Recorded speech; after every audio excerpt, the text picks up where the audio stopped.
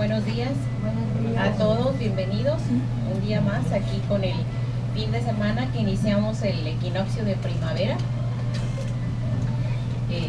Aunque parece que estos días oficialmente entró la primavera, pero como que nos llegaron 2 días de lluvia, aunque la primavera aparentemente había entrado muy temprano porque ya habíamos tenido días muy soleados y el clima había cambiado anteriormente. Seguimos con el tema de los defectos y las virtudes, el cual estuvimos estudiando la semana pasada. Cuando queremos rescatar virtudes, de antemano sabemos que es un trabajo difícil y que detrás de cada virtud existe un defecto que viene siendo el yo, el ego, que nos hace reaccionar mecánicamente. Es más fácil no detenernos en ese momento de que estamos reaccionando mal a que hacer lo contrario. ¿Por qué? Porque si cometemos un error no lo vemos en ese momento hasta después, que ya nos estamos arrepintiendo, si es que nos llegó el chispazo de conciencia o la corazonada, por ahí ese grillito que te dice, la regaste. Entonces no es un trabajo fácil en un principio. Ir contra el ego a veces se vuelve rutinario y cansado, porque uno llega a pensar que todo es ego y que en sí no tiene nada dentro, pero poco a poco, a base de los tips que se van dando aquí diariamente en el conocimiento, uno va aprendiendo a vivir de instante en instante y a autoobservarse en cada momento y decir, aquí está este ego que me está molestando, aquí hay otro que ya me salió, que quiere sobreponerse al que tenía anteriormente, y así propiamente vamos descubriendo que tenemos muchos agregados, muchos defectos que nos hacen caer a cada instante y que deberíamos de luchar continuamente por rescatar esas virtudes, porque donde hay un defecto seguramente existe una virtud que rescatar, esa virtud que está dentro y que nuestra esencia desde que nacemos ahí están, o sea, todas esas virtudes, pero nosotros las vamos opacando con esa energía lunar. Por ejemplo, si como el sol es una energía muy fuerte, el sol viene a ser luz en nosotros, todo lo contrario de la luna es frialdad, la luna es todo lo que nos crea el ego, todas esas partes de nosotros que no sabemos que existen, pero que ahí están y salen cuando menos esperamos. Ya nos equivocamos. Trabajar con la energía solar es lo necesario, pero es lo más difícil, porque es ahí donde no trabajamos con la energía a través de autodescubrirnos propiamente. Los estudios que aquí se dan funcionan, y funcionan si se llevan a la práctica. Es como si alguien nos dice, este jabón te va a lavar la ropa. Sí la va a lavar, pero si lo aplicas. Si no, de nada va a servir. Si tenemos el cesto de ropa aquí, el jabón por allá guardado en otro gabinete, jamás se lavará la ropa y jamás veremos un cambio.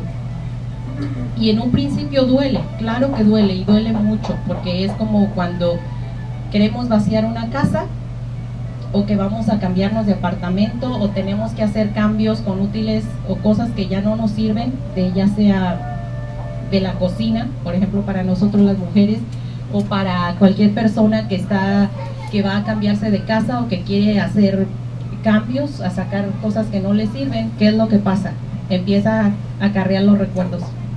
Ay, es que me trae recuerdo porque fui a no sé dónde de vacaciones y ahí me lo compré.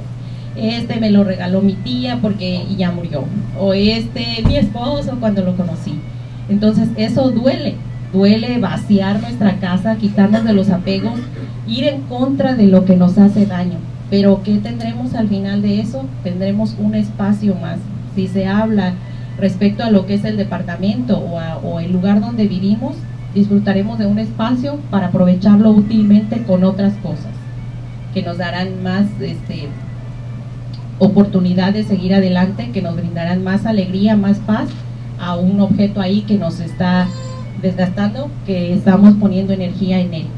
En un principio va a doler, no nos va a gustar, vamos a empezar a querernos atrapar ahí en los recuerdos, pero finalmente tendremos una cosa mejor. Entonces así son estos estudios. Si uno los aplica, si tú te autoobservas constantemente, vas a tener como si cambias una casa más chiquita por una más grande. Es propiamente lo que sucede dentro de nosotros. Si en un principio nos duele deshacernos de los apegos, de todas las cosas que tenemos, pero finalmente tenemos una paz que no nos la va a dar nadie allá afuera.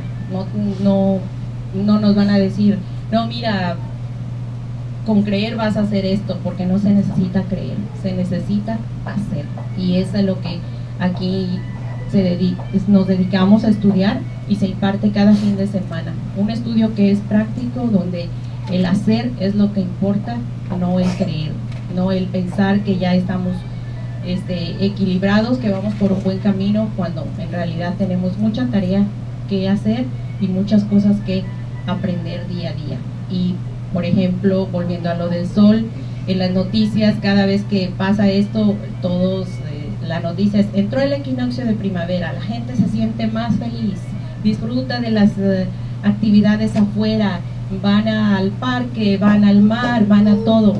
Y sí, es verdad, porque con el sol todos queremos hacer lo que no hacemos en el invierno, y es bonito disfrutar de las actividades afuera, pero ¿qué pasa? Por muy bonitas que sean, si no se acompaña con el trabajo interior, de nada nos sirve. Es como si estamos nada más siguiendo una programación.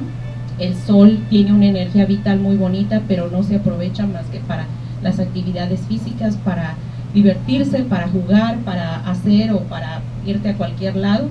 Entonces no hay ahí ningún avance. Y el trabajar con la energía solar es trabajar con la disolución de nuestro ego, que es muy difícil, muy cansado, pero que finalmente nos da una paz y una tranquilidad, una motivación para seguir, porque es una energía que se nos da desde un principio y que deberemos de luchar cada día para aprovechar y ir rescatando cada una de nuestras virtudes, yéndonos en contra de nuestro propio ego.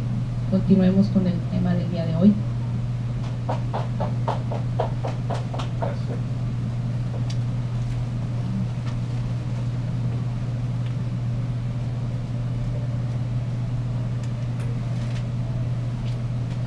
Bien, buenos días, una vez más.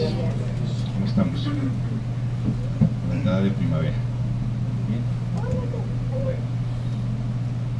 Siempre he querido ir a ese lugar donde está el Green River Community College, que están unas piedras grandototas ahí. Estoy seguro que ahí es un centro arqueológico, porque de todos esos lugares es unas piedras más altas que unas y grandototas, que quién sabe cómo las llevaron ahí, pero ahí están y son las únicas piedras grandes que hay ahí. Siempre tengo la curiosidad de esperar la primavera ahí para ver qué es el efecto del sol, a ver si entra exactamente por medio de esas piedras. Está pues por descubrirse el problema, que aquí siempre está nublado, ¿no?, la mayor parte del tiempo. Pero bueno, nuevas energías, nuevas oportunidades nos ofrece la naturaleza. Nosotros nos preparamos este año con todas las actividades del verano, donde en grupo pues nos vamos por ahí a acampar los fines de semana para aprovechar las energías de estos lugares tan hermosos, tan energéticos, que nos pueden ayudar a impulsar nuestra conciencia hacia el trabajo psicológico, hacia el despertar. En estas temporadas siempre en México hay mucha actividad en las pirámides. No sé si se han fijado ustedes.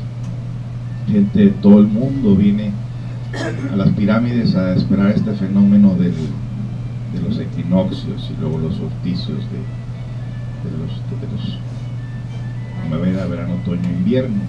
Son 4 estaciones muy marcadas en estos lugares, muy conocidas por los mayas, los aztecas, los incas.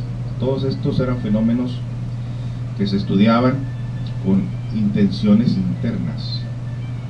Hay gente que cuando conoce cómo usar sus sentidos internos, va a estos lugares y tiene unas tremendas experiencias, mientras que hay otros que van y dicen que ahí no hay nada. Y esto nos tiene una explicación muy interesante. Es como el sentido de la autoobservación, ¿no? Para muchos funciona, para muchos no les funciona, y el hecho de que para muchos no funciona es porque ese sentido no está activo. Lo mismo cuando una persona puede usar sus vehículos internos, puede abandonar a voluntad la parte física y penetrar en otros cuerpos que pertenecen estos cuerpos a otras dimensiones, y usar esos cuerpos para poder penetrar e investigar toda la actividad que existe de forma energética en estos lugares, que obviamente físicamente no se va a ver. También se desarrolla la incredulidad. Muchas personas pueden pensar que lo que estamos haciendo aquí nosotros es simplemente una forma de creencia en la cual nos reunimos como muchas agrupaciones a estar escuchando diferentes temas y salir de aquí como si fuera un entretenimiento, como diciendo: oh, estuvo bonita la conferencia hoy, pero de ahí no pasa. Y cuando el conocimiento llega a impactar nuestra conciencia en el interior, entonces lo vamos convirtiendo en un buen hábito, y lo que es el primero que se tiene que hacer es ese sentido de autoobservación para poder darse cuenta uno en qué momento, qué cantidad o qué grupos de defectos se encuentran activos, y con la intención también de abandonarlos, así como abandonamos la ira, ¿no? En un momento dado nos da la ira y uno decide: no, ya sé lo que es este sentimiento, no lo voy a permitir, y abandonas la ira. La emoción de la gula: ya estoy lleno, pero como que me cabe otro poquito más, ¿no? Y ahí de ti si la quieres abandonar o darle por ahí hasta que se harta uno. Y cada hábito, lo que toma un papel muy importante en la vida del ser humano, el cuerpo de la voluntad. El cuerpo de la voluntad, impulsado por la conciencia, hace maravillas. El cuerpo de la voluntad, utilizado por el ego, hace tremendas desastres. Pero es voluntad al fin y al cabo. Voluntad para hacer el bien o voluntad para hacer el mal. El cuerpo de la voluntad toma un papel muy importante en la vida de nosotros. Entonces, la voluntad se debe de tornar cada vez más una voluntad que sirva para poder nosotros crear dentro un centro permanente de conciencia. Es decir, que la mayor parte del tiempo nuestro centro permanente no es consciente, nuestro centro permanente es materialista. Es trabajar, darle a este cuerpo todo lo que da, y al final decir: oh, gané buen dinero este día. Pero la realidad es de que no tuvo energías para poder hacer nada más que dormir, caer como un tronco, y al siguiente día hacer lo mismo. Y la vida se va yendo y nosotros no vamos logrando ningún desarrollo. Vamos simplemente diciendo: bueno, es muy bonito lo que dicen en ese lugar, mas nunca uno logra ese despertar de la conciencia. Entonces uno tiene que saber abandonar el cuerpo, la mente, los pensamientos, la mente sensorial, sobre todo, que esta se pone a trabajar duro antes de acostarnos. La mente sensorial empieza a hacer cuentas, empieza a decir todos sus compromisos que tiene, todo lo que tiene que hacer por hacer, lo que no pudo hacer, lo que no terminó, lo que va a continuar. Todo es cosas materiales, todos son proyectos materiales donde estamos esclavizados. Gran parte de la conciencia al servicio del ego.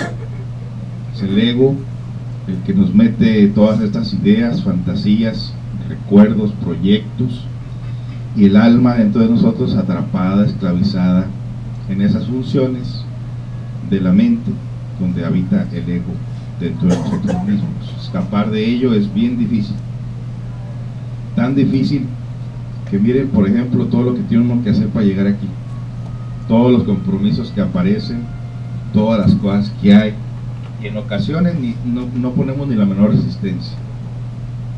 Cuando somos aficionados a algún deporte como el fútbol, ¿no?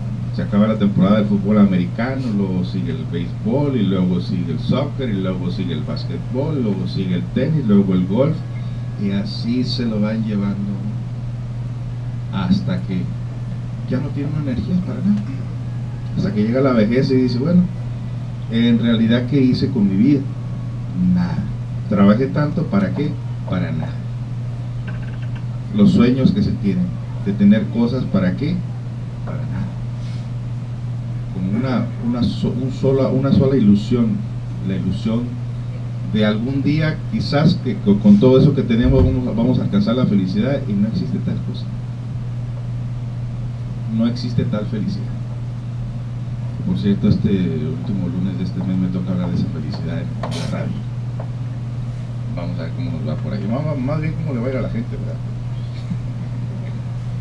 A uno que no, estamos en la lucha.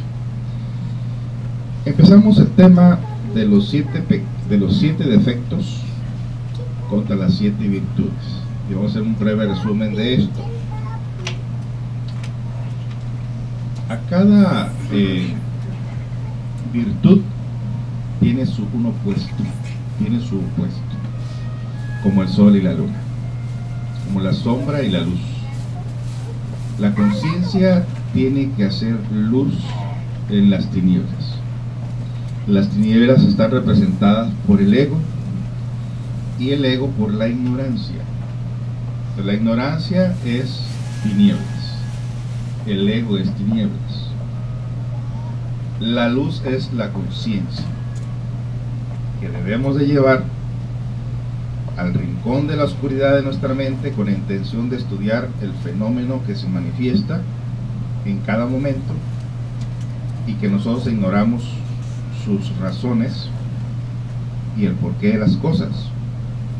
Entonces decimos que en cada virtud existe una parte opuesta, como por ejemplo la castidad se le opone la lujuria, a la humildad el orgullo, a la serenidad y la paciencia la ira, a la cooperación la envidia, a la codicia la filantropía o el altruismo, la actividad del ser en la pereza, la templanza en la gula. Esos son los opuestos de los defectos y de las virtudes. Si nos pusiéramos a hablar sobre la cuestión de la sexualidad, ahí hay muchas cosas de que hablar, pues a la sexualidad se le opone siempre la lujuria y también la castidad. Hay dos maneras de entender lo que es la sexualidad. Desafortunadamente, la sexualidad que nosotros conocemos hasta ahorita, la propaganda que se le hace a la sexualidad, es la parte opuesta de la castidad o de la parte normal de la sexualidad. Y para ello abundan por todas partes del planeta toda clase de situaciones, de vicios y de hábitos con relación a la sexualidad. Cuando nosotros nos proponemos hablar de la sexualidad, lo hacemos de un punto de vista consciente, espiritual, y donde la persona tiene cierta disciplina y a conocer lo que son sus órganos sexuales, las emociones, los pensamientos y lo que atrae esta valiosa energía creadora que por ignorar su función normal, natural, pues de ahí sale toda clase de vicios, toda clase de situaciones difíciles. De la sexualidad se derivan muchas infrasexualidades, como lo que es el homosexualismo, el lesbianismo, el fetichismo, toda la fantasía con relación a la sexualidad, el sodomismo, todo lo que es el vicio, la podredumbre de la sociedad, todo lo negativo, todo lo perverso, todo lo inhumano, se relaciona precisamente con la parte de la lujuria, que no tiene límites. Y estos límites, esto no tiene límites, cada vez más y más y más la gente experimenta toda clase de situaciones infrasexuales, no sabiendo que se ha encaminado por un camino oscuro, nefasto, tétrico, horripilante, donde la felicidad pues no la va a encontrar en ningún momento, porque no conoce las funciones de sus órganos sexuales, no conoce la energía creadora, no conoce de dónde viene esta valiosa energía, no se sabe qué hacer con esta energía. Entonces, como contraparte a esta clase de aberraciones que se hacen en la sexualidad en forma inferior, se le opone lo que es la castidad científica. No confundamos esto, como lo confundieron en la Edad Media, que todos pensando que la manera de llegar a Dios era a través del celibato, y renunciaron supuestamente a la sexualidad, creando lo que es el camino del monje, y que más tarde, ya para estas fechas, nosotros vimos el gran error que se ha cometido, a ver, precisamente, dice que renunciaron entre comillas, porque en realidad sí estuvieron teniendo relaciones sexuales en forma secreta, ¿no? Que ya ahorita ya salió a la luz del día, pues se conocen toda clase de pedófilos, ¿no? Y toda clase de errores que se ha cometido en la sociedad, precisamente a través de los líderes religiosos. Y que esto precisamente, les decía a ustedes, ni siquiera ellos conocían estas funciones y malinterpretaron, creyendo que discípulos del Cristo eran célibes, cuando en realidad quien examina la vida de ellos, todos eran casados, incluyendo el Cristo, era casado también. Pero se mantenía todo esto oculto, y se ha mantenido oculto hasta la fecha, precisamente por evitar que se pisoteara eso tan sagrado, lo que es la castidad científica, y que precisamente en estas fechas pues está bajo el nombre ahora de lo que es la alquimia sexual, o el tantra sexual, que del tantra sexual también salen diferentes clases de tantras. Está el tantra negro, el tantra gris y el tantra blanco. Y el tantra negro pues lo practican todos aquellos también, dicen que el satanismo tiene que ver con algo de la sexualidad también, y precisamente esos es un tremendo ritos que hacen esos individuos con la sexualidad, que practican pues una sexualidad tipo rara, extraña, que le llaman el tantra negro. El tantra gris pues es una mezcla del negro con blanco. Precisamente los que están tratando de educarse en la cuestión sexual y llevar más o menos las riendas de su vida en una disciplina, conociendo las funciones normales, educándose, y es una lucha entre el ego y la conciencia. Por eso se le llama gris, porque en ocasiones lo hace una conciencia, en ocasiones lo hace uno con el ego. Y el tantra blanco, pues el tantra blanco es de los maestros, los que ya salieron de estas situaciones, y el tantra blanco es una cuestión sexual muy espiritual, trascendental, que ayuda a la liberación del hombre de la esclavitud y le ayuda a eliminar todo aquello que tenga de negativo en su interior, utilizando esa energía para darse vida y para darse nacimiento a sí mismo. Es una sexualidad pues que tampoco se dice tan públicamente, pero está encerrado bajo el nombre de alquimia sexual, y que afortunadamente nosotros en estos estudios lo conocemos y lo practicamos. Debido a eso es de que podemos dar nosotros testimonio de estas prácticas, y como quiera que ya estuvimos en la parte oscura, en la parte negra, como todos, pues una vez que uno se empieza a experimentar esa clase de sexualidad, nos damos cuenta que no le pide nada a lo anterior, y que es un complemento donde uno realmente se siente a gusto, se tranquilo, percibe cosas, se da cuenta de la razón de la vida, por qué está aquí, se despiertan otras funciones, otros sentidos, se da uno cuenta de lo que antes ignoraba, y que nuestra finalidad es a futuro enseñarles a ustedes estos ejercicios o estas prácticas cuando la persona ya está encaminada hacia lo que es el trabajo psicológico. Pues no le vamos a dar una pistola a un niño, ¿verdad? Si no va a hacer buen uso de ella.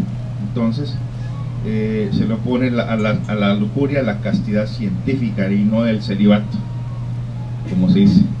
Existe dentro de este camino lo que es el matrimonio perfecto, que se va a la persona, a la pareja, precisamente se compromete a perfeccionar su vida, se compromete consigo mismo a estar luchando, trabajando por ser diferente, y precisamente tiene que ver mucho en aprender el método de lo que es una sexualidad de tipo superior, como les digo a ustedes, que no le piden nada a lo que hasta ahorita conocemos, pero que somos muy celosos de entregar estos secretos públicamente, y esto lo haríamos a futuro con personas que son prácticamente ya más encaminadas hacia el trabajo psicológico y se han convencido de lo que estamos enseñando en este lugar, pues no es nada teórico, que es práctico, y que sobre todo lo comprenden y lo practiquen.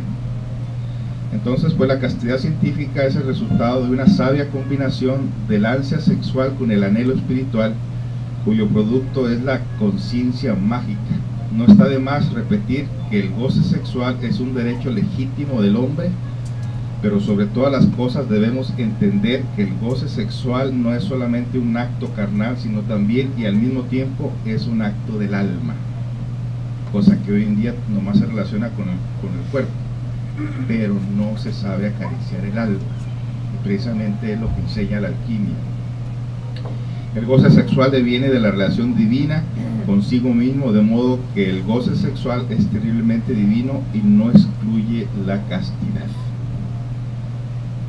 La sexualidad sin amor es el fundamento del yo de la lujuria, que todas las relaciones en la actualidad, si se llevan bien en la cama, piensan que se van a llevar bien en todo, y es un grave error, porque el goce sexual puede durar escasamente 30 minutos y nos quedan 23 horas y media de relación en la pareja. ¿Y qué se va a hacer cuando no se está en la cama? En la convivencia de todos los días, el estar escuchando el ronquido del otro, el lavarle la ropa, el hacerle de comer, el que uno quiere un programa de televisión, el otro quiere otro, el que uno tiene un gusto por una comida y el otro tiene otro diferente, el que uno tiene un pensamiento diferente al otro y el que uno tiene una creencia diferente al otro. Carajo, ¿qué problema? Por eso decíamos que lo más importante de lo que estudiamos nosotros y enseñamos aquí viene siendo lo psicológico.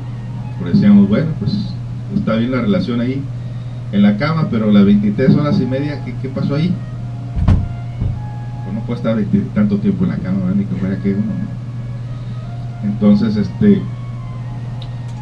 en la actualidad pues hay tantas parejas que tienen tantos problemas precisamente porque a nosotros nos llegan toda clase de quejas de personas de la mala relación que tienen con sus parejas, y siempre les preguntamos, bueno, ¿procuraste el amor o la necesidad o el deseo?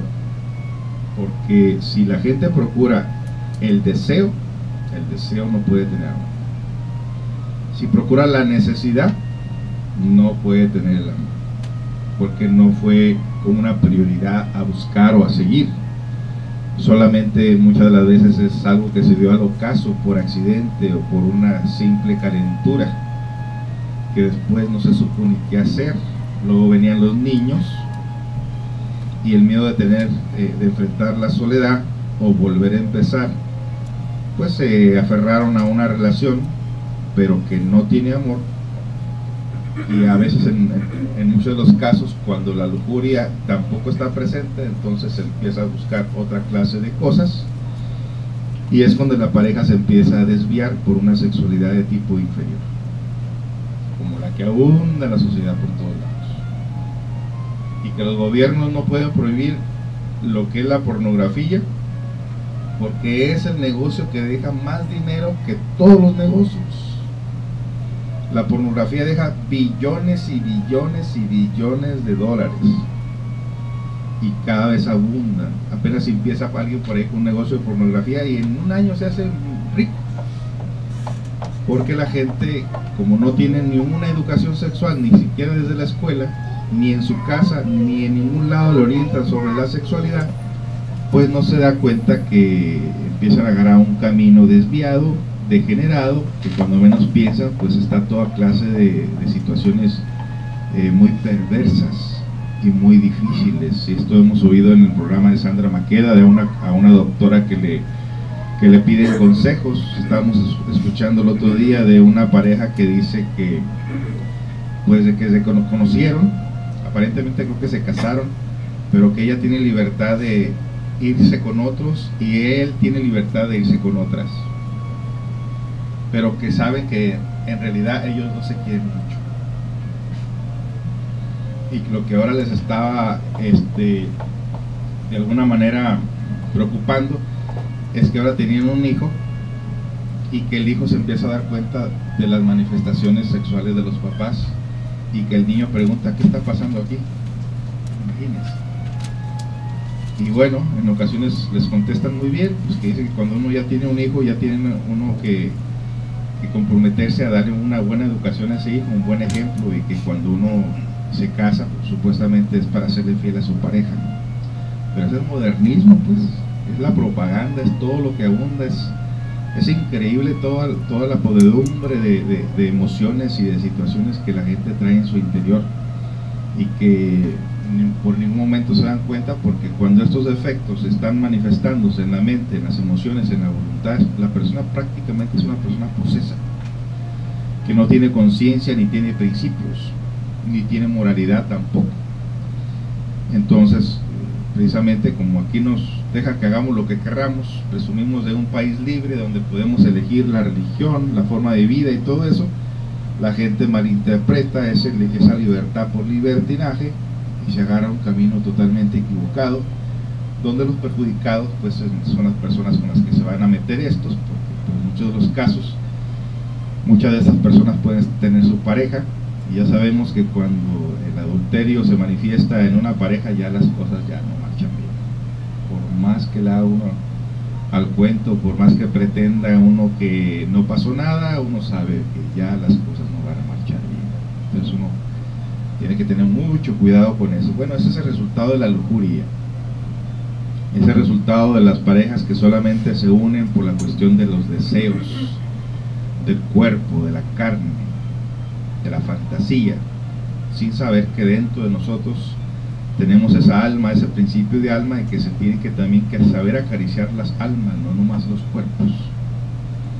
Pues si hasta los propios animales hacen un rito en el acto y tratan de ganarse a la hembra, hacen todo un baile, hasta los mismos pajaritos andan ahí haciendo, en la naturaleza andan haciendo toda una ceremonia para poder conquistar a la pareja, ¿no? La misma naturaleza nos enseña que hasta los mismos animalitos captan la parte interna de la hembra, porque hasta los animalitos tienen esencia, alma, principio de alma en esos cuerpecitos. Y entonces nosotros, que presumimos de ser de los 4 reinos de la naturaleza, el hombre, el superior a todos los demás, pero no se ve tal cosa. Vamos en un estado degenerado, involucionando, sin inteligencia, sin conciencia. Vale más que nosotros digamos esto, ¿verdad? Porque muchas de las personas escucharán estos videos, asistirán a las conferencias, y que sepan de una vez pues que la sexualidad tiene niveles y niveles hacia arriba y hacia abajo, y que nosotros conocemos muchos niveles hacia arriba, y también ya venimos de los de abajo, pues porque ahí empezamos todos, esa es la escuela de la vida. Pero cuando uno ya conoce todo eso, uno se da cuenta que faltaba algo en la relación, y ahora, afortunadamente, enhorabuena, conocemos estos principios, los practicamos y nos damos cuenta que es un complemento formidable que no le pide nada a la basura de la que uno ya ha experimentado y donde uno ya ha salido. No la vuelve uno a dejar, no vuelve uno a dejar esta clase de prácticas, porque uno se da cuenta entre lo que es las tinieblas y la luz, entre la conciencia y el ego, que es donde está la lucha por ganar esa partícula de conciencia en el interior. Y como les digo, podemos hablar de estos niveles y niveles, horas y horas, pero no los queremos espantar. Estamos siendo muy suavecitos y muy breves en esta información, pero siempre me gusta de vez en cuando mencionar que existen estos conocimientos para que la gente algún día, en alguna ocasión, diga: oye, pero ahí dijeron que conocían estas cosas, a lo mejor eso nos puede funcionar. Si hay puertas por abrirse, pero a su debido tiempo. El orgullo, ¿qué se lo pone al orgullo? Dijimos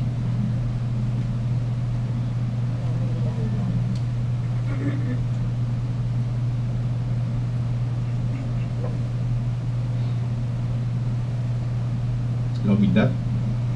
Bueno, vamos a estudiar el orgullo. El orgullo es un agregado que surge cuando la mente se empeña en ser más de lo que es. El orgulloso considera digno de mérito todo lo que le es propio y personal, cree que no necesita de nadie o bien que todos están obligados a servirles. Es decir, se considera superior a los demás y por lo tanto separado del resto de sus semejantes. Como hemos dicho, la sexualidad sin amor divorcia a la psiquis de lo divinal y el resultado es el deseo separatista que denominamos orgullo. El orgullo, en consecuencia, es amor propio, autosuficiencia, autoconsideración, sobreestimación del mí mismo, egolatría de la peor especie. El orgullo es entonces resultado de la separatividad y esta a su vez surge del deseo sexual sin amor universal. Wow. El orgullo crece en proporción directa al alejamiento del ser. Y esta parte vale la pena explicar. Cuando la gente habla de Dios, cuando la gente habla del Cristo, cuando la gente habla del ser, se está refiriendo a esa parte superior que nuestra esencia o conciencia se debería de unir. Para nosotros hablar de Dios es hablar de valores.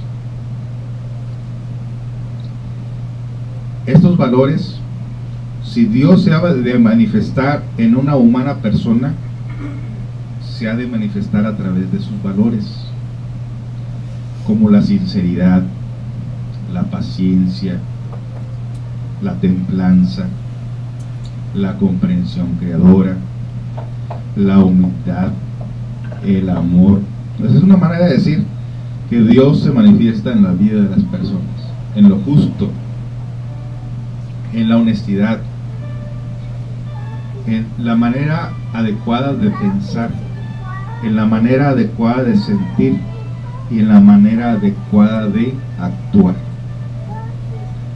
Lo más cerquito que está a ese Dios que tanto nosotros alabamos y decimos todo el tiempo que Dios aquí, que Cristo allá, que no sé qué, es en los niños. Vemos los niños, que Dios se manifiesta en los niños. Con justa razón el Cristo decía, dejad que los niños se acerquen a mí. Porque en los niños está precisamente lo más cercano a lo que es Dios. Porque un niño no miente si no le enseñas a mentir. Un niño no sufre porque es comprensivo. Un niño vive el momento. Nosotros nos fijamos, ahora que estuvo visitando mi esposa allá, sus familiares, que hubo un momento que el niño ni siquiera quería hablar conmigo porque no quería recordarme y pareciese como que esto podía ser algo cruel. No, los niños viven el momento, como lo mismo cuando ya estaban aquí, vivía el momento, se adaptaba a su rutina que tenía y en un momento venía y me dice, ay, extraño mucho a mis abuelitos y la piñata y el pastel. Nada. Los niños viven el momento, no añoran nada. Y si se vuelven a ir otra vez, disfruta el momento.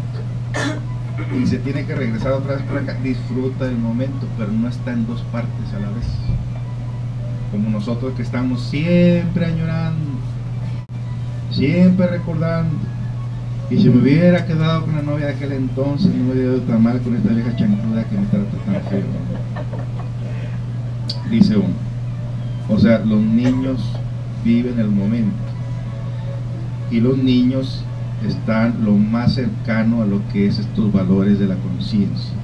O sea que para acercarse a lo que se llama Dios, y lo digo esto porque muchas personas critican que porque estudiamos la psicología nosotros no mencionamos a Dios o no creemos en Dios. Lo que pasa es que no creemos en lo que ellos creen, ni nos ideamos cosas como ellos creen, ni nos fantaseamos cosas como ellos creen, que ya tienen el boletito para quién sabe para estar allá, ¿no? Nosotros hablamos de hechos, nosotros hablamos de valores, de conquistar valores y no de vanas creencias, porque el creyente tiene dudas siempre, como puede ser, como no puede ser, y el creyente cambia de creencia a cada rato. Todo es cuestión del bribón que le esté hablando al oído y lo convenza, porque el creyente no tiene criterio propio. El creyente es manipulado por el miedo. El creyente solamente lo programan a creer lo que los demás lo dicen, pero no puede experimentarlo en forma directa lo que estudia. Nosotros sí, porque nosotros con el método que enseñamos nos damos cuenta que lo más cercano que hay a Dios son los valores. Por lo tanto, tratamos de rescatar esos valores constantemente, conociendo nuestra propia psicología, conociendo nuestras propias debilidades. Por eso es que nosotros estudiamos los defectos, no solamente en teoría, sino en práctica, encontrarlo dentro de cada uno de nosotros, en la manifestación, en la convivencia diaria, y darnos cuenta de estos defectos, cómo actúan tanto en forma aparentemente pública como también secreta en nuestros recovecos de nuestra propia mente, y que no nos importa salir pretendiéndole al mundo que todos lo sabemos, que ya estamos perfectos y que ya la hicimos, ¿no? De ninguna manera. Estamos con el mundo, convivimos con la gente porque nos ayuda a darnos cuenta a través de la autoobservación la manifestación del defecto que hay dentro de nosotros. Cuando alguien nos contradice, por ejemplo, o cuando alguien nos pone una tentación enfrente, o cuando alguien habla mal de nosotros, o cuando alguien de alguna manera tiene un pensamiento diferente al nuestro. Podemos darnos cuenta a través de esa autoobservación de la psicología que tenemos, y nos damos cuenta realmente de los yoes que llevamos en el interior. Y muchas de las veces lo que nos quejábamos nosotros de las personas, que no nos juntábamos con tales personas o no íbamos a tal lugar porque la gente nos hacía sentir mal. Pues enhorabuena, qué bueno que nos hace sentir mal, porque nos damos cuenta quién es el que se siente mal, quién es el que sufre por dentro, en el interior, en un momento dado, quién es el que se siente herido, quién habla, quién usa nuestra boca, nuestros oídos, nuestros ojos, nuestros sentidos, y nos damos cuenta a veces de una manera muy refinada, cómo estos yoes actúan dentro de nosotros, con la intención de conocerlos, para saber también el trasfondo de lo que está encerrada en la conciencia misma. Por eso es que en esta ocasión traemos a la luz pública lo que son los 7 defectos y las 7 virtudes. Y en este caso estamos estudiando el orgullo. Hay orgullo que es muy, ¿cómo se puede decir?, muy descabellado, que se puede ver a simple vista en una discusión de dos personas que están defendiendo su orgullo y su ira, y que ni uno ni otro quiere dar su brazo a torcer, y que esto pasa secretamente muchas de las veces en la vida de nosotros, o muy públicamente, muy descabelladamente se puede notar el orgullo con la ira y sus diferentes asociados. Lo hemos estudiado muy ampliamente en este lugar, y depende de ustedes que hayan encontrado información nueva en ustedes mismos, porque ustedes mismos son los que tienen que estar descubriendo estos agregados psicológicos. Ustedes. Existe el orgullo místico, por ejemplo. El orgullo místico se da en muchas personas de tipo religioso. Como no puede uno dejar salir el orgullo así descabelladamente, entonces uno lo va refinando. Como una persona por ahí que estuvo en el Facebook contra nosotros, y que, como sabía que no puede dejar manifestar esos defectos como se manifestaban antes, ¿verdad? Como uno no tenía una clase de conocimiento, uno que decía, pues vete mucho por allá, ¿no? O tú, hijo de tal por cual, o tú esto y esto, no tenía ningún problema en decirlo. pero ya refinándote, ya teniendo lectura religiosa o algún estudio de refinación, puedes tener el mismo sentimiento de coraje, de orgullo contra otro, pero como no puedes dar esa imagen de ser una persona tan descarada o tan degenerada o tan malcriada, puedes decir, pues que Dios te bendiga, hermano, pero en el fondo tu ego está diciendo, y vete al infierno. En realidad, el ego dentro te está mandando al infierno, pero la palabra, que Dios te bendiga. Y después viene el puñal en la espalda. Así tan delicada es la cosa. Cuando uno no conoce esto, bastaría nomás saber hacer enojar a alguien, precisamente, o estar en desacuerdo. Aquí me llegó una vez una persona así muy extraña. Entonces de repente, un día que no era ni siquiera día de conferencia, oye, ¿ustedes qué hacen aquí? Nos reunimos a estudiar la psicología. ¿Y para qué? Pero así es el tonito, ¿no? Y yo dije entonces, bueno, le dejo salir los yo así, de los que yo conozco, me lo refino también, ¿no? Le hablo dulcecito, o de una vez le suelto la caravana que traigo, ¿no? ¿Por qué las preguntas? ¿Cuánta gente viene? ¿Eres del FBI? ¿Por qué tanta pregunta o qué? Somos tantos y estudiamos esto. No, hermano, se equivoca. Solamente Cristo puede ayudar a cambiar a la gente. Le dije, ok, está bien. ¿Cuánto tiempo tenemos de cristianismo? Más de 2000 años. ¿Y ha cambiado la gente?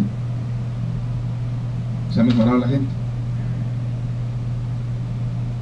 Le digo, ustedes lo que buscan en el fondo es el dinero, manipular a la gente. Es lo que buscan. Ah, usted no entiende, ¿no? Usted tampoco. Adiós, que le vaya bien. O sea, ¿qué le molesta? ¿De qué tienen miedo? Si nosotros aquí, ustedes tienen tanta libertad de irse cuando quieran y con quien quieran. Yo no estoy diciendo, ay, se va a ir Mario Alberto Gallardo con los $2 que deja ahí, me voy a ¿sí? O no, y si se va a Polo con los $100 que da, ¿qué? No. Tenemos una libertad nosotros de ir y venir para donde querramos,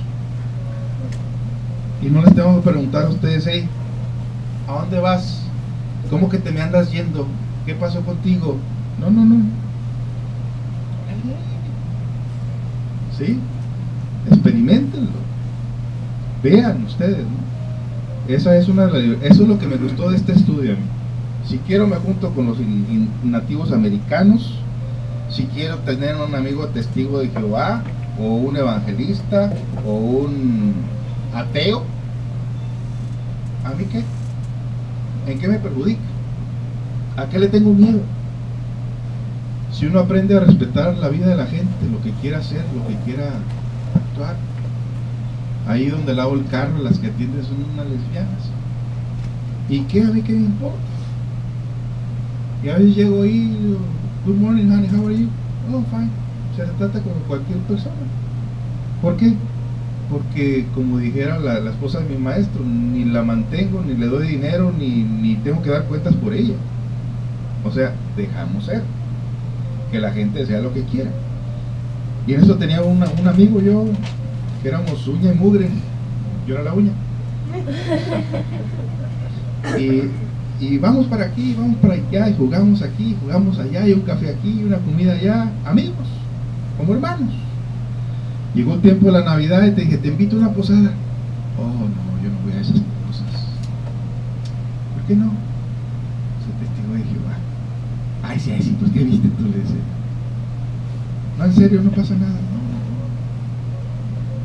No, esas cosas, ídolos y cosas. Ay, por favor, es gente, es comunidad, ¿qué tiene? ¿Qué te pasa? No tiene nada de malo. ¿En qué te perjudica lo que hacen otros? Mientras tú no lo hagas, o las creencias de otros. Y bueno, no lo pude convencer, que hasta ahí llegó la amistad, por una creencia, simplemente por el hecho de que las personas pues hacen sus posadas. ¿Y qué tiene de malo unas posadas? Si tan ricos que están los tamalitos y los buñuelos y las cosas, Y la guitarra y el mariachi, pues ¿cuándo vamos a empezar nosotros a respetar el libre albedrío? Pues, que es una de las primeras funciones de la conciencia. Quien aplica la conciencia respeta el libre albedrío. Y esa es una de las libertades que nosotros tenemos en este estudio. Podemos ser amigos de todo el mundo, pero como llevamos en potencia la autoobservación y la herramienta de la psicología, pues allá tú que se te duerme la conciencia y terminas haciendo lo que los demás hacen. Pero la conciencia te hace ser comprensivo con las demás personas, como los niños. Como se te acerca un niño, no te dice, no te pregunta, hey, ¿de cuál religión eres ese? ¿Sí? O cuánto dinero traes en la cartera, o de qué raza eres, o de qué cultura eres. Esos son los más cercanos a Dios, porque traen la conciencia activa, cosa que se busca que esa conciencia también actúe en la vida de los seres humanos, y es lo que nosotros nos proponemos en este estudio. Cuando la persona llega a activar su conciencia, así de sencilla se hace su vida como la vida de un niño. Se descomplica uno totalmente. Entonces eso vendría siendo como contraparte del orgullo, la humildad. Hay orgullos, como les decía, muy descarados, muy descabellados, donde la gente se mata por orgullo, hasta por orgullo religioso. Y está el orgullo místico, pues el refinado es, no hermano, está bien, que Dios te bendiga. Pero el ego está diciendo, ¡púdrete! La otra parte, como contraparte. Cuestión de observar la mente y cuestión de conocerse uno en el interior. De la humildad abre puertas. Se dice pues de que todas las puertas se le cierran a una persona que comete errores, pero siempre permanece una abierta, la del arrepentido. Es la única puerta que no se cierra. Pero el arrepentido obviamente ha llegado a reconocer sus faltas, sus errores, y por ende le resulta un sentimiento muy sincero que se llama humildad. Como cuando las parejas se pelean, ¿verdad? Que no se hablan por días, que se andan castigando con palabras o con miradas, y están sufriendo los corazones, pero el ego dice, no, dile más, y dile, y no te dejes, ¿no? Y llega un momento en que uno dice, no, pero es que esta persona está sufriendo, y yo estoy sufriendo también, y la vida nos hizo para sufrir. Y llega un momento en que la conciencia se activa, te hace reconocer la falta, y por ende surge la humildad. Y la humildad te hace que te perdonen todo. Dichoso el que tenga una pareja así.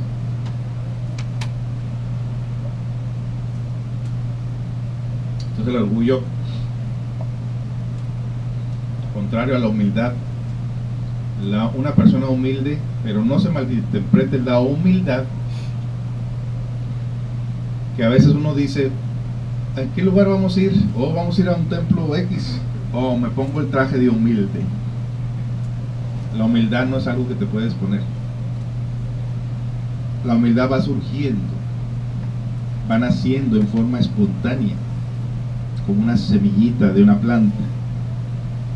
Con el cuidado y la atención va creciendo en el interior, cuando conoce los funcionamientos del orgullo. Cuando estudias todos los funcionamientos del orgullo, que le acompañan el amor propio, la autoconsideración, el automérito y el librito de cuentas que uno tiene por ahí guardadito, que sale cuando las cosas no te salen bien. Sacas el librito de cuentas y dices, pero tanta bondad que he hecho, tanta ayuda que he dado, y mira cómo me están pagando ahora. Dice los yoes del orgullo. Y cuando la gente le dice que tiene que ser humilde, lo interpreta con ser tonto. Yo ya me cansé de ser humilde, todo el mundo se aprovechaba de mí. No eras humilde, eras tonto, que es diferente. Porque la gente malinterpreta, piensa que se puede poner los dones así encima, como se ponen uno los calcetines o la chamarra. No, Esos defectos no se ponen. El ego puede jugarse el papel de querérselos poner, pero la realidad es que cuando eso tiene un límite y cuando al ego no se le dan sus caprichitos, entonces saca y se quita el disfraz. ¿Han oído la palabra esa de lobos vestidos de oveja? Pues a eso se refiere. De la oveja siendo pasiva, siendo tranquila, siendo neutra, siendo tierna, y le resulta un lobo en el interior. A eso se refiere, lobos vestidos de ovejas. Las ovejas representadas por las virtudes y el lobo como contrario a las virtudes. Entonces, la humildad, en otros tiempos felices, cuando la humanidad aún no era esclava del orgullo, se expresaba la virtud del ser, denominada humildad. Por estos tiempos la humildad es una flor muy exótica, vale decir, es muy difícil conseguirla entre los animales intelectuales. La humildad incluye la simplicidad, la sencillez, la nadidad o insignificancia, la inocencia, y todas ellas atributos del ser. Nos dan una idea, ¿verdad?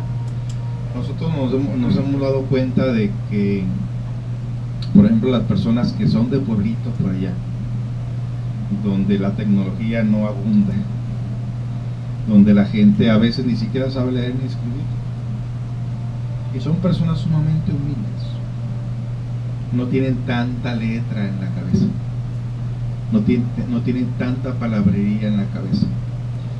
De esas personas quedan pocas, pero cuando uno conoce a esas personas uno dice, ahí está lo más cercano a lo que es la humildad, porque esas personas tienen insignificancia, es decir, no se sienten nada, no se sienten grandes, no se sienten importantes, son así de sencillos y te dicen las cosas como son, nunca con la intención de lastimarte, siempre con la intención de que la verdad sea clara, porque uno de los colores principales preferidos que debemos de tener es el color transparente.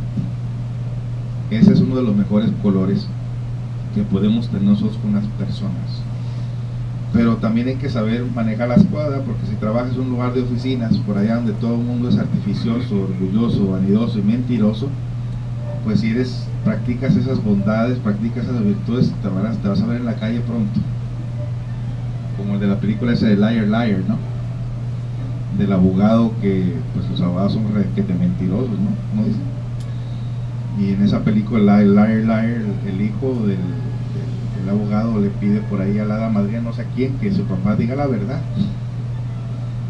Toda esa película se trata de toda la regazón que hace por decir la verdad. Cómica con Jim Carrey. Así que quieren reír un ratito, ahí está. Que también no crean que no vemos películas, ¿eh? Nos encantan las películas, pero cuando vemos una película estamos tratando de ver el ego en manifestación.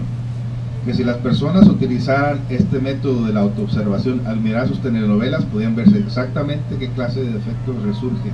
Todo el drama de una película, todo el drama de una telenovela tiene que ver con los yoes que se están manifestando, los defectos en las personas y cómo termina la cosa.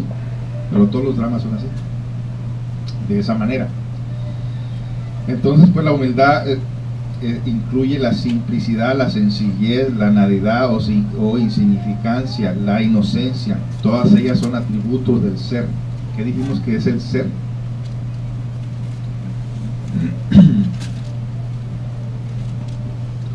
Se las voy a poner más fácil. ¿Quién se sabe el Padre Nuestro? Porque no vean que nos rezan, ¿verdad? Hay una parte del Padre Nuestro donde dice, bueno, todo el Padre Nuestro es una tremenda oración, ¿no? Pero al Padre Nuestro, que nada tiene que ver con los padrecitos que andan por aquí, se está refiriendo a la parte superior de la conciencia. Que todos tenemos un Padre, y el Padre energéticamente está representado como la energía de la verdad, la claridad, la sabiduría. Y esa es una energía que nosotros tenemos que encarnar en el interior, de hacer la voluntad de ese Padre representado por la parte inteligente o la parte superior de la conciencia, para que me entiendan. Porque todos los fundamentos, todo lo que enseñamos nosotros está en base a esos atributos, a esas virtudes de ese ser. Entonces cuando vimos el ser, o la palabra el ser, estamos hablando de ese Padre que tiene que encarnar. Cuando una persona, aunque no sepa de religión o de creencia religiosa, cuando dice la verdad de las cosas, aunque haya cometido la falta y dice la verdad, está practicando las virtudes de su ser. Para que me entiendan. No dice, y la verdad os hará libres. Pues cuando ustedes tienen la claridad de los defectos que se manifestaron y dejan salir a la conciencia a pedir la disculpa o a reconocer la falta, en ese momento ustedes están practicando lo que es la verdad, sin necesidad de ir a una iglesia para que se lo digan, o sin necesidad de decir que eres de una religión o de otra religión. Esto no tiene religiosidad, no tiene privacidad, no tiene individualidad, por decirlo así, no pertenece a ninguna creencia. Esto es algo universal. Entonces una persona cuando está practicando la sinceridad, está practicando la verdad, está practicando los valores del ser, la inteligencia superior. Que se entienda esto, porque no queremos que las personas piensen pues que nosotros enseñamos la psicología y que la psicología está castrada de lo que es la religiosidad. Simplemente nosotros lo hacemos de una manera diferente, sin fanatismos, sin preferencias, sin decir que somos esto o aquello. Es universal. Cuando la gente pregunta, bueno, ¿y ustedes qué es lo que estudian? Es algo universal. No tiene principio, no tiene fin, no hay dueños. Nadie se ha adueñado del conocimiento. Que muchos piensan que porque ya leen la Biblia se sienten elegidos y te la pueden leer. Tú también la puedes leer, cualquiera lo puede leer.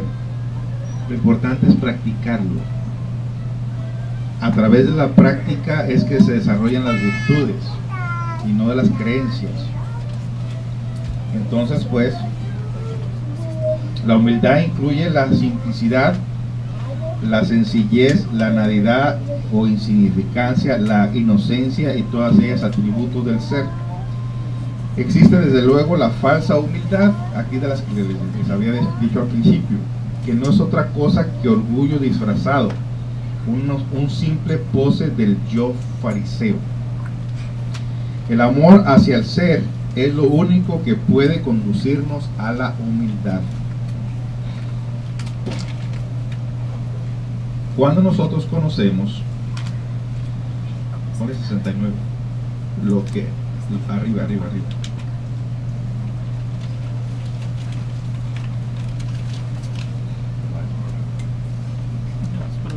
Cuando nosotros conocemos todo lo que es esto del ego, entonces una persona conociendo su mente, la guarida del deseo, lo que traemos encerrado, la persona al practicar las virtudes del ser se convierte mejor en lo que cree, pero más en lo que hace.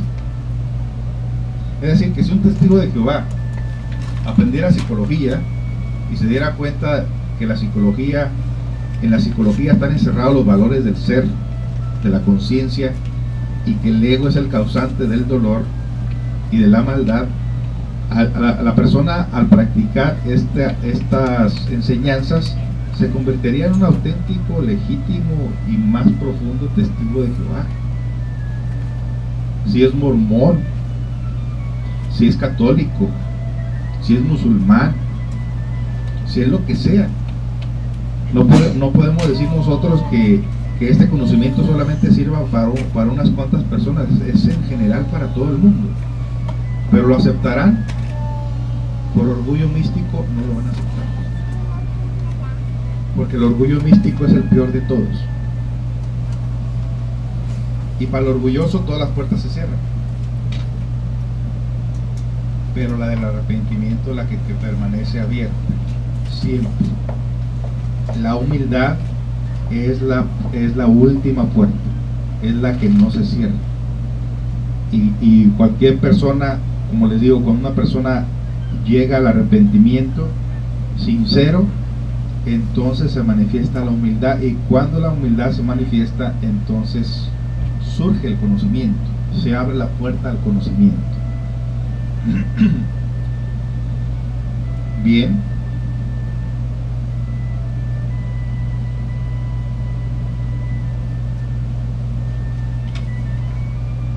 Estamos en la humildad. Continuamos con la ira. La ira surge del deseo frustrado. Es decir, una persona que hace planes en su vida y las cosas no le salen como las planea, entonces va acumulando frustración en su interior, y como consecuencia le ha de surgir la ira. La ira surge del deseo frustrado. Si la lujuria es deseo sexual pervertido y el orgullo es deseo de sobresalir, la ira emerge cuando alguno de estos u otros deseos no pueden ser satisfechos. La lujuria, el orgullo y la ira están correlacionados entre sí. Son los tres defectos principales que agobian a esta humanidad: lujuria, orgullo e ira. Están correlacionados entre sí, son casi inseparables. En algunas creencias les llaman las tres furias.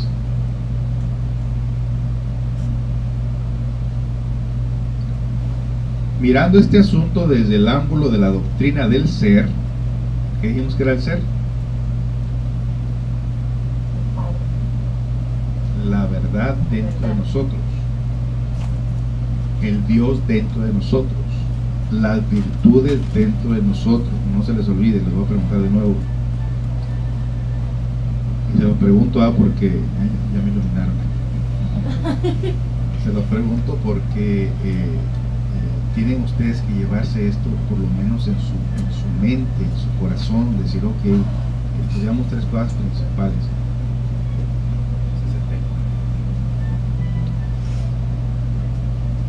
Ok, entonces mirando este asunto desde el ángulo de la doctrina del ser, podemos y debemos decir que la lujuria originó la separatividad con lo divinal, que el orgullo en su consecuencia directa, y que la ira es el resultado del vacío o frustración que queda cuando el fuego arde independientemente del ser. Vuelvo a leerlo. Mirando este asunto desde el ángulo de la doctrina del ser, podemos y debemos decir que la lujuria originó la separatividad con lo divinal, que el orgullo en su consecuencia directa, y que la ira es el resultado del vacío o frustración que queda cuando el fuego arde independientemente del ser. Dice que la ira es un fuego en el interior que consume. Contrario a ese fuego no está el fuego del ser.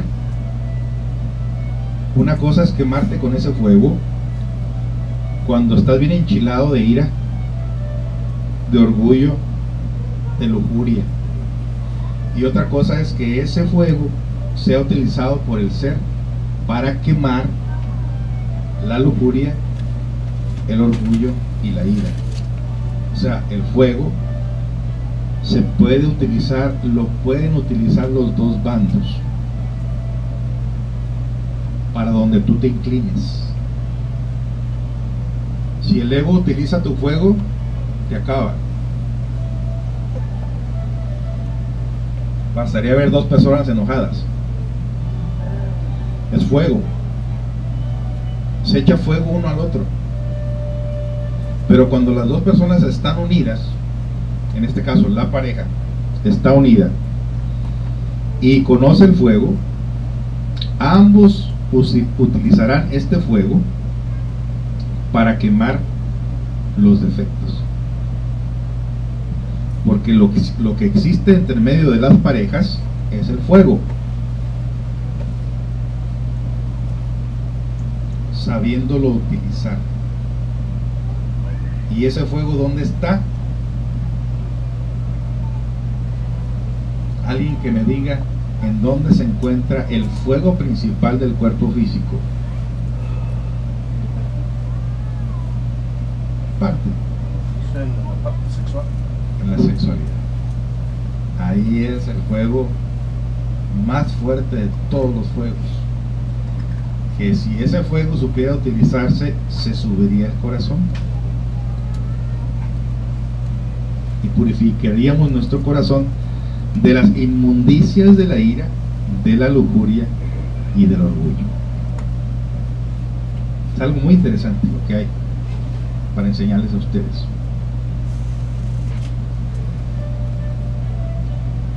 Entonces quiere decir que la ira, el orgullo y la lujuria te separan de tu ser.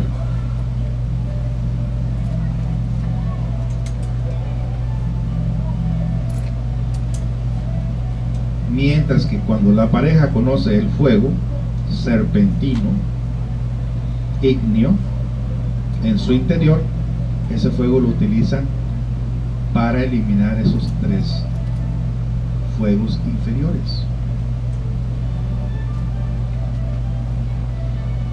Notables científicos esoteristas han estudiado el fenómeno de la ira y su relación con la adolescencia, cuando la fuerza sexual aparece avasalladoramente en varones y mujeres.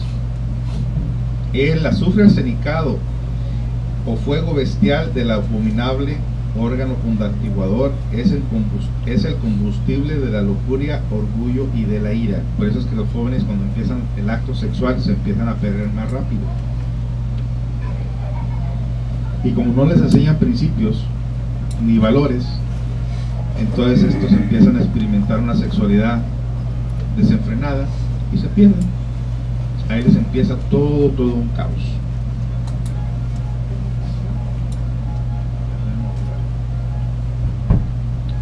Contrario a la ira,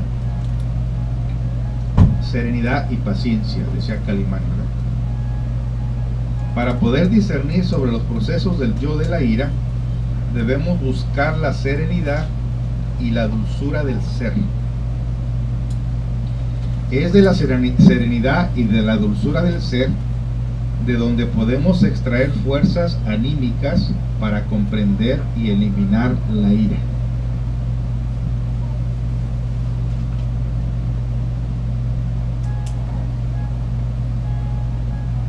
Continuamos con la envidia. La envidia, fíjense que cuando tú vas y le dices a una persona, en este caso voy a contar esa anécdota, ya se las conté a ustedes, a veces ni me acuerdo dónde fue que la conté, si fue aquí en Melbourne o en South Park, pero les decía que por estos días andaba queriendo comprar un carro, ¿no?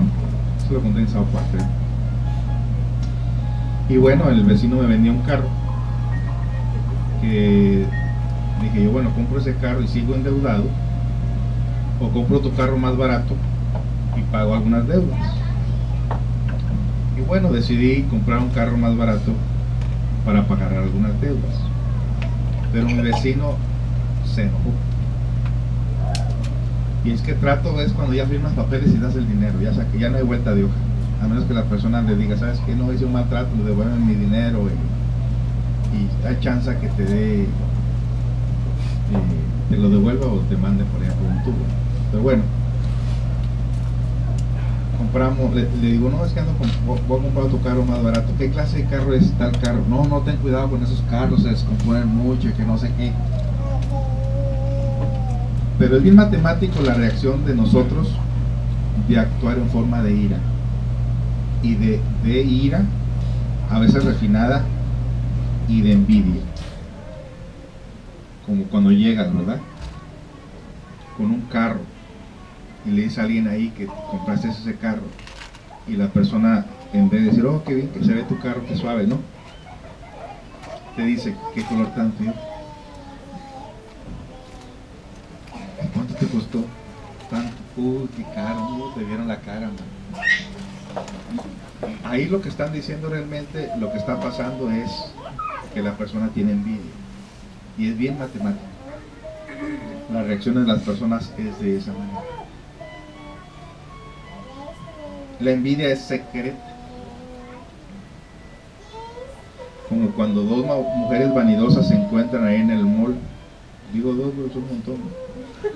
Pero todas andan viendo a ver cómo va vestida una con la otra, ¿no? Y cómo está la crítica esa hacia esas mujeres. Qué mal se ve esa vieja. No le queda. Mira, ni siquiera sabe caminar con tacones. Oh, el pelo lo trae horripilante. Es envidia la que está moviendo ahí. Lo que está sintiendo. Es envidia. Pero refinada. Y a veces hasta chistoso se oye, ¿no? Una de las prácticas que le damos al grupo es que vayan a un mall, se sienten en la entrada de donde está pasando la gente y no le pongan ninguna palabras a las personas. O un parque. El Green Lake, por ejemplo, es un buen gimnasio para poder ver la lujuria con esos mentados tacos de ojo, tanto hombres como mujeres, de ponerse a sentarse en una banca donde está la gente corriendo y observe la mente, cómo la mente está metida dentro de la dualidad y le pone formas y figuras a las cosas. Hay una charla en el interior. Entonces estamos con eso. Es una práctica muy interesante para que ustedes vean cómo la mente tiene tanta influencia en nosotros. Que si un perrito está chiquito y otro está grandote, dice, mira, ese mendigo perro se va a comer a los dos chiquitos y lo hacen hombres. Que si una mujer está alta, hay que alta esa mujer, y que está chaparra, qué chaparra está, y si está prieta, qué prieta está, y si está blanca, qué cruda está. Ustedes, si con la intención de conocer la mente, cómo está metida dentro de esta dualidad y cómo la tenemos suelta, escriban todo lo que piensan de la gente. En una hora ustedes se van a sorprender cuántos yoes, defectos dentro de nosotros salieron. Y los de lujuria, no se diga. Que la lujuria nunca está satisfecha con nada. Que cuando ve tanto hombres como mujeres, y si la mujer ve un hombre guapo corriendo por ahí, qué guapo está este, y pasa, oye, pero este está más, ay no, y aquel está todavía mejor. Y lo mismo el hombre, qué hermosa mujer, qué bonito cuerpo, que ella está mejor la de allá, la que viene por aquí. Y así está la lujuria dentro de nosotros. No tiene satisfacción, no tiene límites. Y vean, ustedes hagan esa práctica un día, llévense su cuaderno, escriban todo lo que aparece en la mente para que vean lo invadidos y lo infestados que estamos de estos agregados psicológicos que le estamos hablando. Verán ustedes, se sorprenderán. Y los que les gusta comprar cosas por afición o porque están nerviosos, que suele pasar que cuando la gente está encerrada en su casa quiere salir por ahí, aunque sea shopping. El vicio de shopping, porque la gente está nerviosa,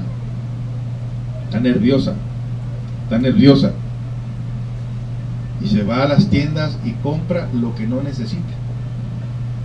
Y después de que compra eso, ha habido personas que tienen todo guardado en el closet sin usarse. Hablaba de una señora por ahí que de un vestido caro que no lo quería utilizar más que para un momento especial de su vida, y se lo pusieron cuando se murió.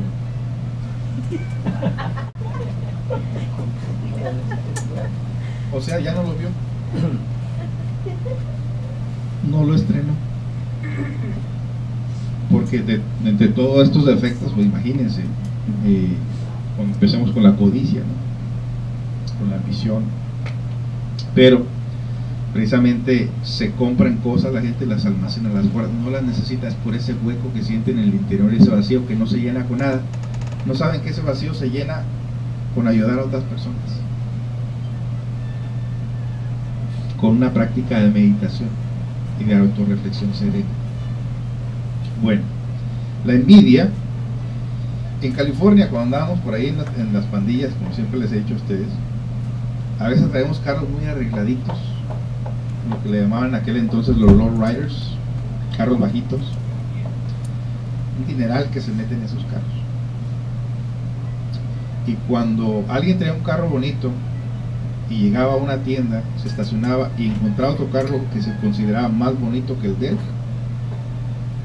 con un clavo iba rayando desde el principio a fin, la pintura hasta por allá, y de regreso.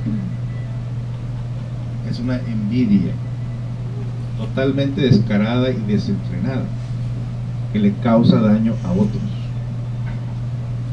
Vivimos en un barrio donde la gente era bien cochina, no barrían, no lavaban la calle o la entrada a las casas. Llegamos nosotros ahí a barrer todo, a limpiar todo, y después todos los vecinos estaban haciendo. ¿Por envidia? ¿Por el gusto de hacerlo? ¿O porque lo harían? El que vive en un vecindario donde la gente tiene dinero, apenas un vecino pinta su casa y el otro ya la está mandando a pintar también. Los que tienen dinero, que es un buen trabajo para los hispanos. Que se muevan por envidia, bueno, alguien tiene que vivir, ¿no? Alguien tiene que pintar esas casas, ¿verdad? Que la están haciendo para allá el pabellón. Entonces la gente se compite por envidia. Y bastaría ver los especiales de una tienda cuando la otra está poniendo también especiales. Todo se hace por envidia, por competencia. Las modas se hacen por envidia y por competencia. Los salones de belleza, las uñas, es por envidia y por competencia, por vanidad. Bueno, les damos unos ejemplos. La envidia en nosotros, la ausencia de nosotros de la castidad, de la humildad y de la serenidad nos lleva a la búsqueda de las sensaciones y satisfacciones exteriores que nunca llenan la lamentable pobreza interior. Este proceso permanente de exteriorización, de búsqueda de sensaciones y de satisfacciones egoístas, conduce a la envidia.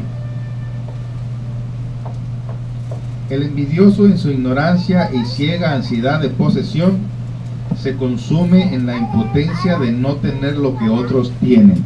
Y dentro le cuento una anécdota de dos amigos que se enamoraron de la misma muchacha.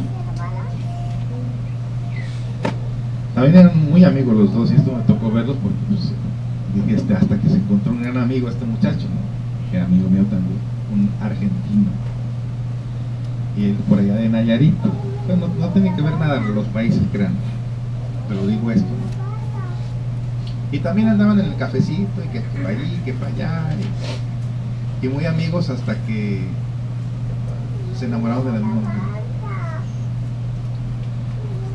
Él salía, el de Nayarit salía con la muchacha a tomar café y a platicar.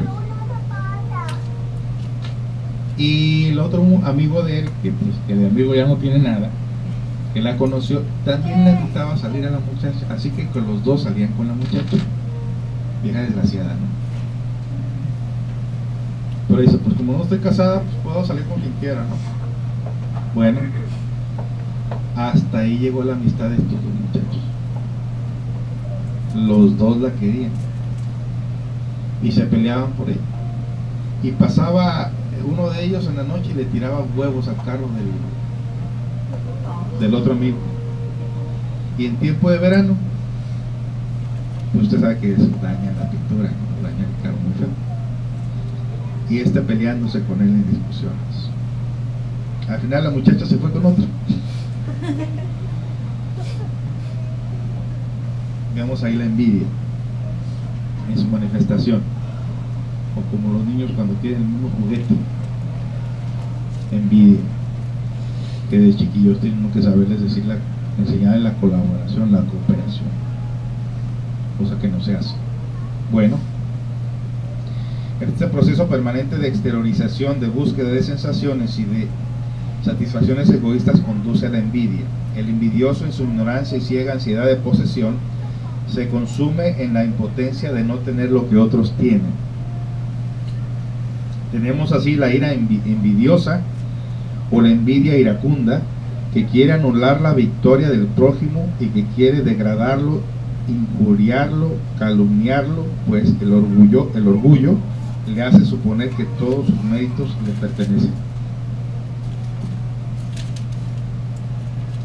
Y ahí está atrapada gran parte de la conciencia. Y quien se deja manipular por esta clase de defectos sufre y hace sufrir a todo el que le rodea.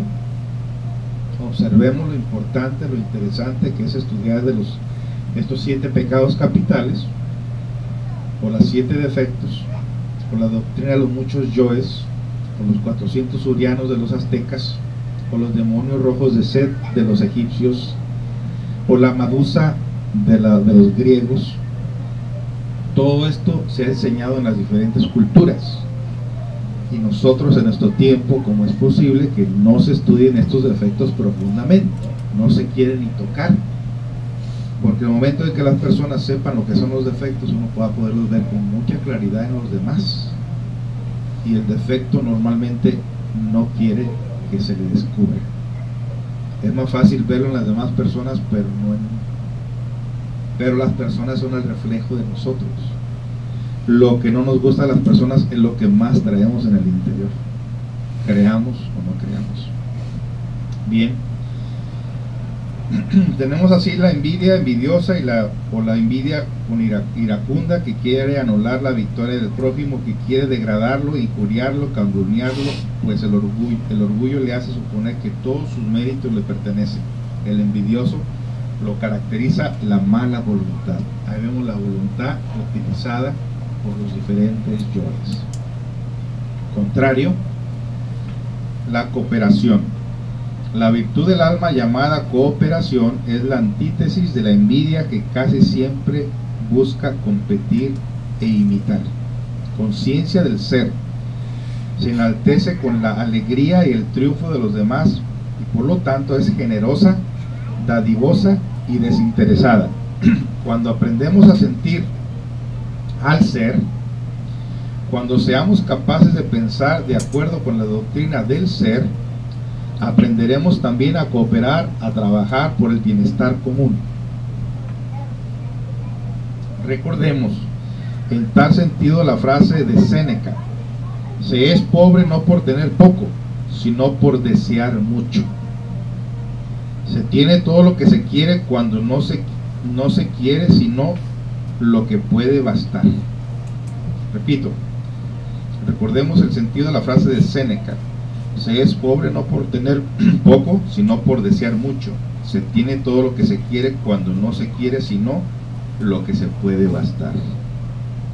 Bien, continuamos la próxima semana con la codicia, la filantropía, la pereza, la actividad del ser, la gula, la templanza y el arrepentimiento. ¿Alguna pregunta?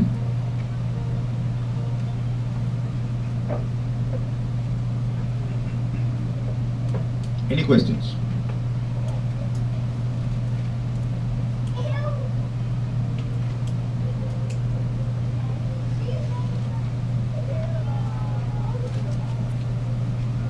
Lo que mencionó el ejemplo de los dos, las dos personas que se andaban peleando por la misma muchacha,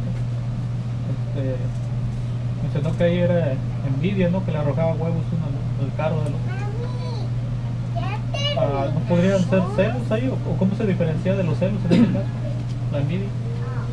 Pues ahí están los derivados, ¿no? De los acompañantes de la envidia, ¿no? Obviamente tenían celos, pero el otro también tenía envidia, diciendo: no, esa muchacha debe andar conmigo, no con ese mugroso. Y el otro diría lo mismo: no, este me quiere volar la muchacha. Pero ahí sí vamos a estudiar los personajes, los defectos de esos 3 individuos, el de ella, el del uno y el del otro. Tendríamos nosotros que identificar qué clase de yoes son. Por ejemplo, qué clases de yoes serían los de ella, sabiendo que al principio pues todavía el otro no lo conocían y andaba saliendo con este muchacho. Luego conoce al otro y el otro la invita a salir y también sale con él. ¿Qué defecto sería el de ella? Conveniencia, ambición, orgullo, Lujuria, como prioridad la lujuria, porque comúnmente cuando nosotros no conocemos de los defectos, en la mentalidad de ella sería, este me gusta algo, pero me gusta más este por este otro, por tal cosa, ¿no? Si hubiera tenido conciencia, hubiera podido anticipar lo que iba a pasar en ese lugar. Por eso nosotros decimos que conocemos los defectos, podemos anticipar el futuro, y no porque seamos psíquicos ni nada que se le parezca, porque sabemos que los defectos siempre terminan en catástrofe, siempre terminan mal. Si esa muchacha no hubiera tenido esa lujuria o esa vanidad de sentirse atraída a estos dos individuos porque está muy bonita y porque pues, la mujer se siente algo grande cuando sabe que más de 2 o 3 se andan muriendo por ella. Los yoes, pues, no la conciencia, los yoes. Si hubiera tenido conciencia, de dicho, espérate un momento, estos son amigos, estoy saliendo con este y este me invita a salir, si salgo con él, el otro se entera, va a haber problemas. Pero el ego, la manifestación del ego, la naturaleza del ego es como la naturaleza del alacrán.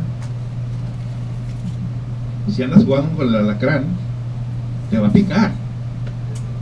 ¿Por qué? Porque la naturaleza del alacrán es picar, es su naturaleza. Tú no le puedes tener al alacrán y decir, te voy a tocar pero no me piques, no me piques, no me piques. Su naturaleza del alacrán es picar. La naturaleza del ego es causar problemas, porque el ego por sí mismo no tiene conciencia, tiene enfrascada parte de la conciencia, la tiene atrapada, pero el ego por sí mismo no es consciente, es hipnótico. Entonces en una situación así uno tiene que darse cuenta tanto de los defectos de uno como el otro y como el otro. Ahora, si el otro hubiera estado consciente, hubiera dicho, ¿sabes qué, amigo? Un momento, está saliendo contigo, yo me hago un lado, para evitar la discordia con él y con ella. Y si él hubiera estado consciente, el otro diciendo, está saliendo contigo, sabes que discúlpame, yo no voy a ni siquiera insinuar e invitar. O sea que cuando se manifiesta la conciencia, hace la diferencia, se evitan problemas. Al rato esta amiga andaba con esa canción de los Bukis a todo volumen pasando por la casa de la muchacha. ¿Ustedes saben que las canciones de los Bukis es pura lloradera, ¿no? Puro de abandono, de malquerida, no sé qué tal? Y pasaba ahí un alma herida ahí, con todo volumen, el vecindario. Yo hice a la muchacha en una ocasión, oye, me está metiendo problemas con el vecindario, porque venían a las conferencias, pues, parece que uno se entera. Y luego lo quieren agarrar uno de árbitro, de referee. Oye, dile que no pase esta noche por mi casa, lo pasa con la música muy alta, a todo volumen, y el vecindario ya se anda molestando y no sé qué. Oye, dice que no pase con la música. Tremendo. Sufría tanto este hombre que se dio una vez de hecho me invitó en un fin de semana a California a visitar a sus familiares para desahogarse un poquito por allá con sus hermanas, sus hermanos, de la pena que traía. Y en un fin de semana fuimos y venimos a California, pero no paró, y pues de esas veces que pues somos amigos, ¿no? Pues la acompañan en la pena, ¿no? Y ahí que subía todo el volumen de los botes, iba descorazonado, ¿no?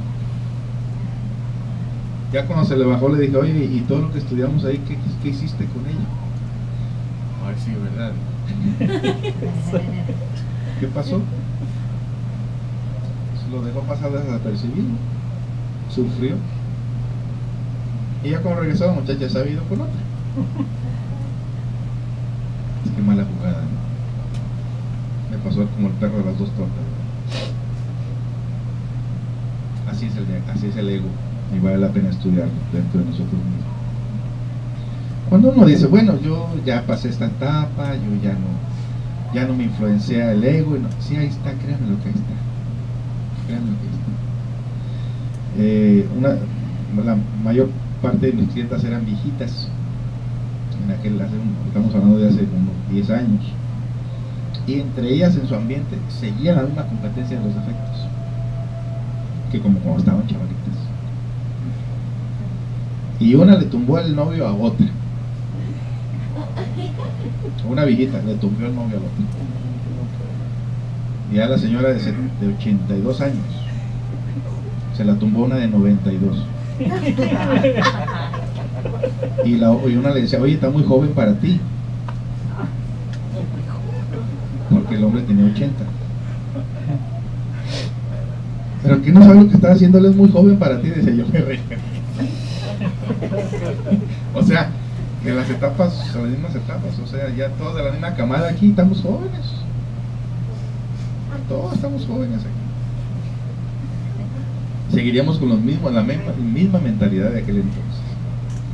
Uno se da cuenta que no es tan joven cuando quieres brincar al primera base y te quebras el cuello, ¿no? El hueso de aquí. Ya no me di cuenta que yo ya no estaba joven. Y aceptar la realidad, qué difícil es. Muy difícil, porque seguimos viendo una fantasía de nosotros mismos. Ese es el problema. Seguimos fantaseando que somos los mismos de hace 10, 15, 20 años, y no es verdad. Y cuando te ves en el espejo nunca te ves como eres, porque siempre sumes la panza. No quiero, no ver la realidad. Bueno, tienen mucho trabajo. Les di la práctica del mall, la práctica del Green Lake. Observen, escríbanlo, dense cuenta lo difícil que es y por lo influenciados que estamos por la mente. Tengan buenas tardes.